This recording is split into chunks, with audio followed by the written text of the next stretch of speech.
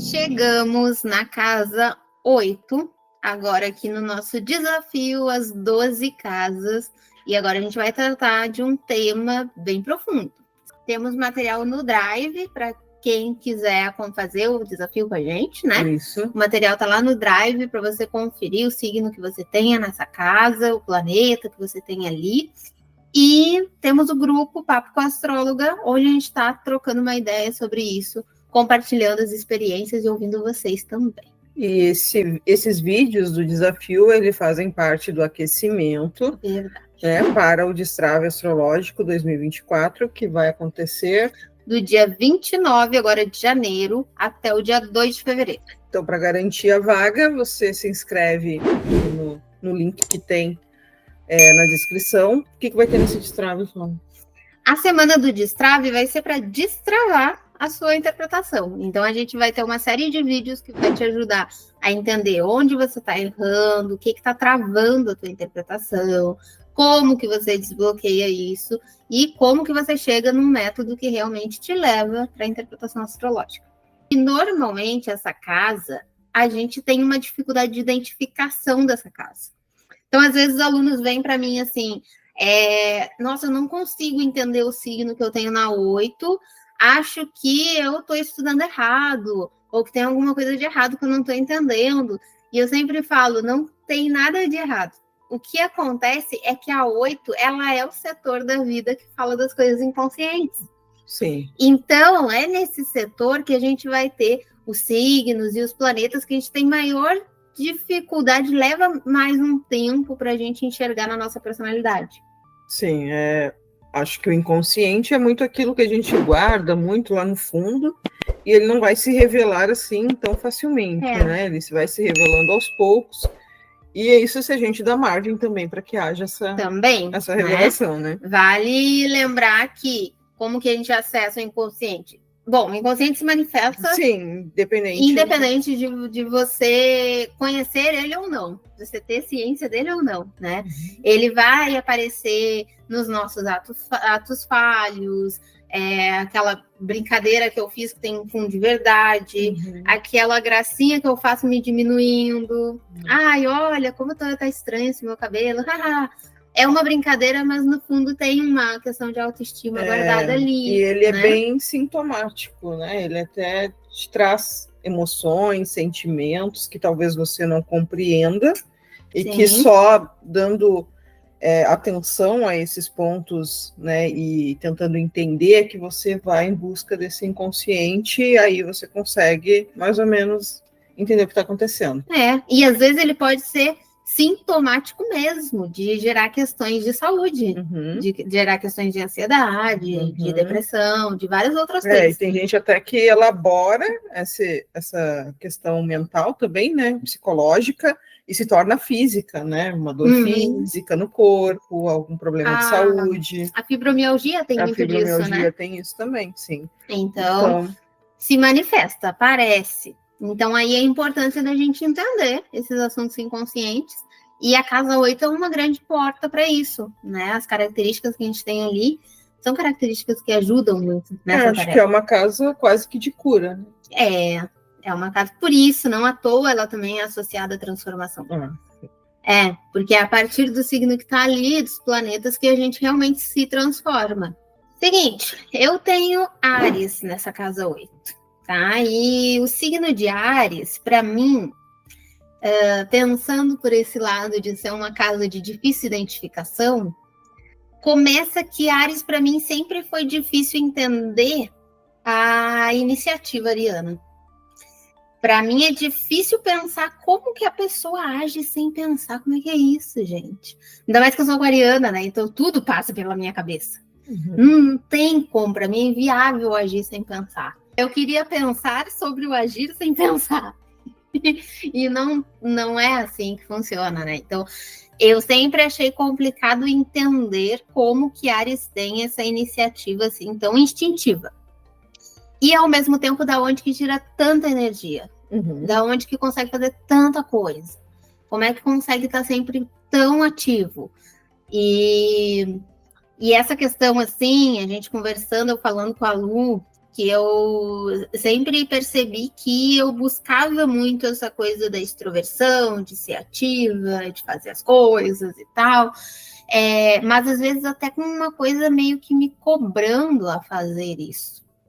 E me cobrando a tomar atitudes ou ser mais aberta e mais assim, né, animada, quando não era natural isso meu, assim. Então, eu acho que eu buscava muito uma ideia de iniciativa que não era bem o meu jeito de ter iniciativa. A gente volta lá para o ascendente, né? E o meu ascendente é leão.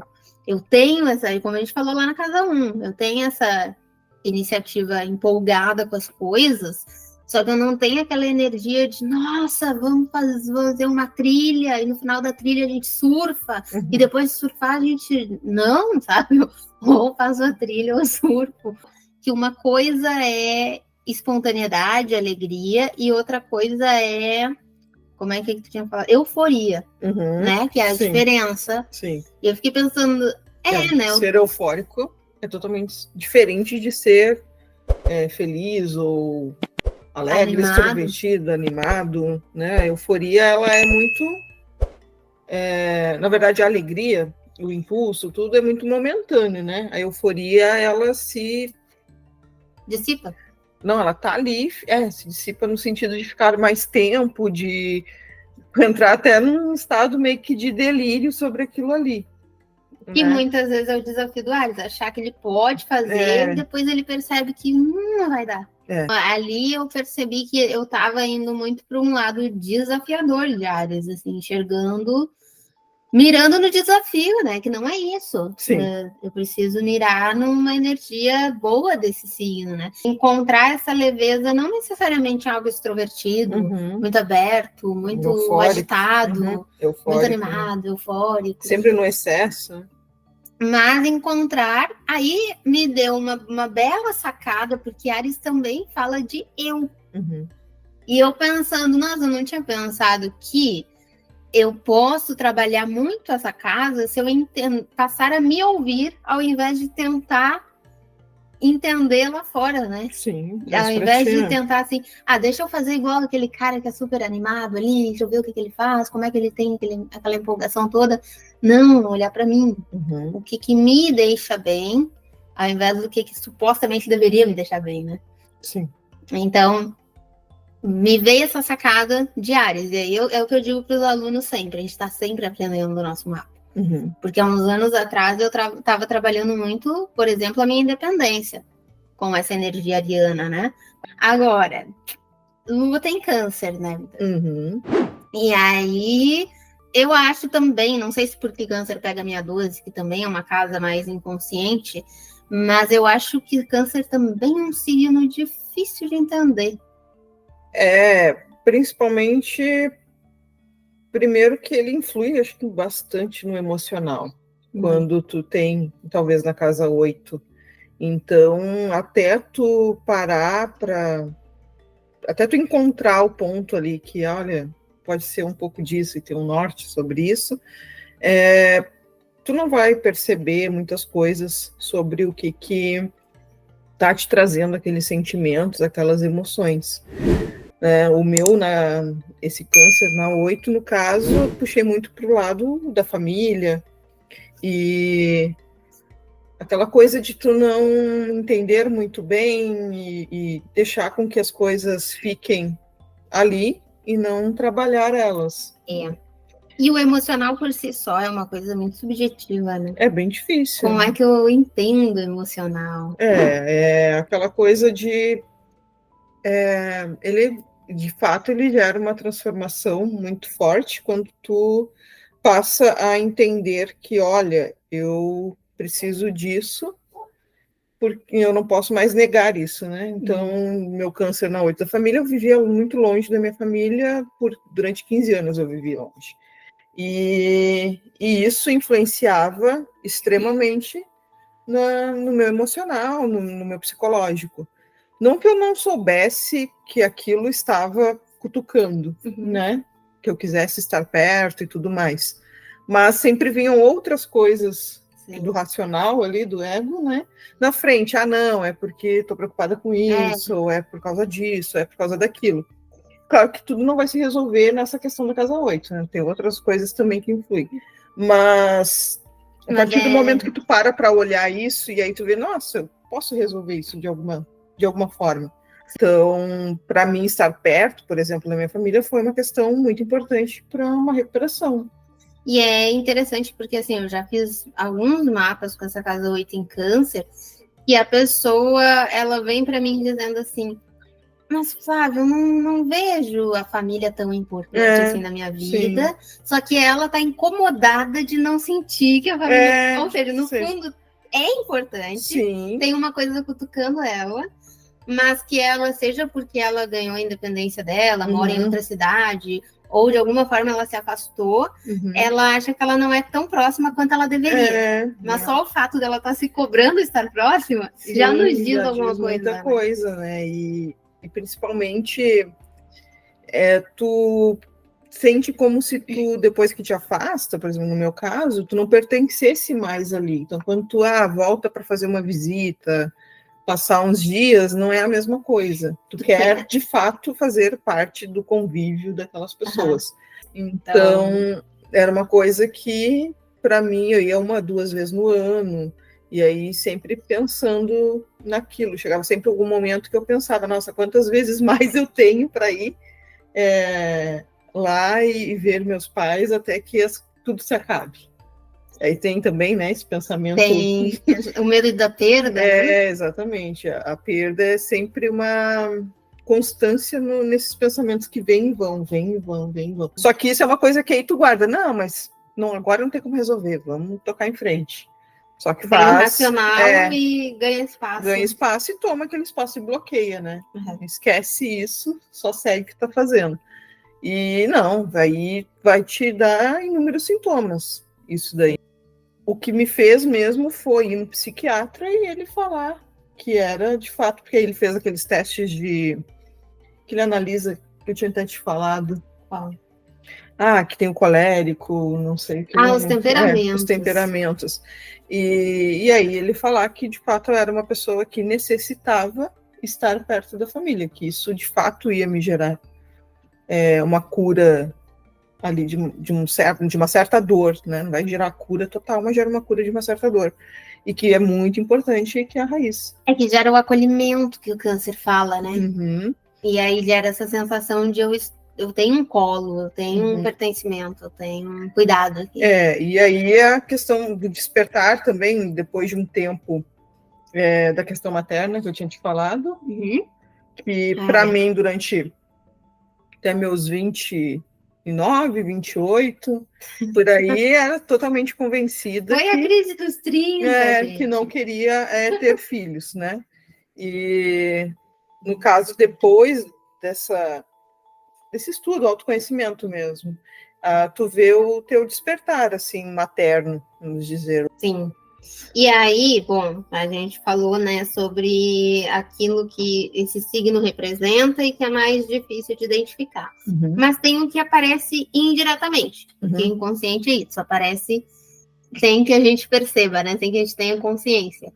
E o Áries, para mim, eu percebo que ele vem muito à tona, por exemplo, apesar de eu achar que eu não tenho tanta autonomia, eu sempre tomo muito à frente das coisas. Eu sempre pego muito autonomia. Na verdade, tem muita autonomia. Eu pego muitas coisas para fazer, eu quero muito fazer a coisa andar, eu tenho muita necessidade de ação. Então, eu vejo que aparece aí, quando eu estou movimentando alguma coisa, mesmo que inconscientemente eu estou fazendo de uma forma né, autônoma, buscando independência e tal. O câncer, o que eu vejo muito no teu câncer na 8, é que mesmo, acho que nessas fases que tu não tinha o lado materno bem trabalhado, tu sempre cuida muito, né, das pessoas, dos bichos, que tá em volta de coisas, assim, tipo, as coisas delas são muito bem cuidadinhas, né? Tem esse cuidado, esse valor que a gente coloca nas relações e também em afeto, até em objetos e coisas assim. Ela repara, o Gremlin não comeu hoje. Eu nem olhei direito pro Gremlin hoje, tadinho. Sim, tem isso também. Então vamos lá para mais uma prática do desafio das 12 casas, agora para a gente praticar a casa 8. Ontem falamos aqui sobre como essa casa lida com coisas inconscientes, profundas, né? Questões que a gente guarda. Sim. E às vezes tá oculto até para nós mesmos. Então é uma casa que ela tem uma neblina, ela tem uma coisa ali meio complexa mesmo. Uhum. Mas o que eu poderia trazer aqui de pergunta para ser um gatilho para vocês começarem esse mergulho, né?